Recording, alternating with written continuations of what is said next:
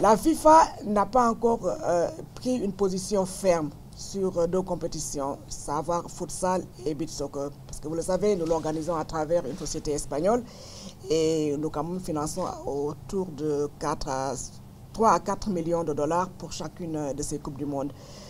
Les réflexions sont lancées au niveau de toutes les confédérations à travers les sommets exécutifs du football qui ont commencé au mois d'octobre à Paris.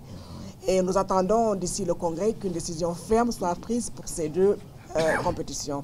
Est-ce que la FIFA va s'investir? Et dans ce cas, il va falloir reformuler les statuts actuels, ou est-ce que nous allons continuer à travailler avec des subsidiaries, donc des filiales qui vont s'en occuper?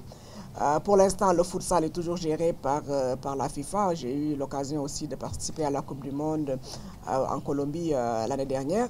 Et de plus en plus de nations, parce qu'il y a des contraintes religieuses en Irak, en Iran, les gens voudraient quand même que la FIFA continue de gérer ce sport.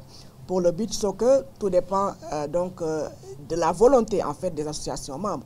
Si on a des associations membres comme le Sénégal, Madagascar, Tahiti, qui disent, écoute, nous, notre seule chance de gagner une Coupe du Monde, c'est qu'il y ait une Coupe du Monde de beach soccer, ben, on va reconsidérer cette position et en faire une compétition à part entière.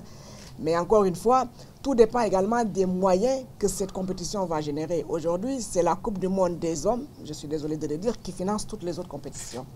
Il va falloir qu'on trouve un système qui permette à toutes ces compétitions, la Coupe du Monde des femmes, la Coupe du Monde des moins de 17 ans, la Coupe du Monde des moins de 20 ans, beach soccer et puis futsal, de pouvoir générer leurs propres ressources.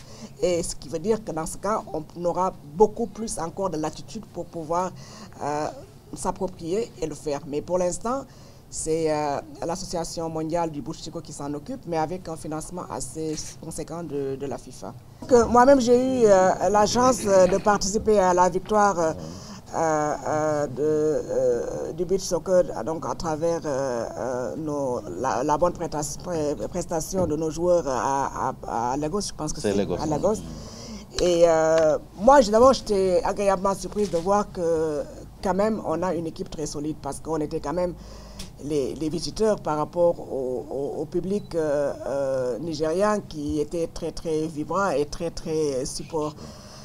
qui supportait vraiment avec beaucoup de brio et malgré la pression, puisqu'il n'y avait pas plus de 500 Sénégalais, je peux vous assurer, au stade, et on a quand même pu gagner. Et moi-même, j'irai, je l'espère, aux Bahamas pour pouvoir participer à cette Coupe du Monde.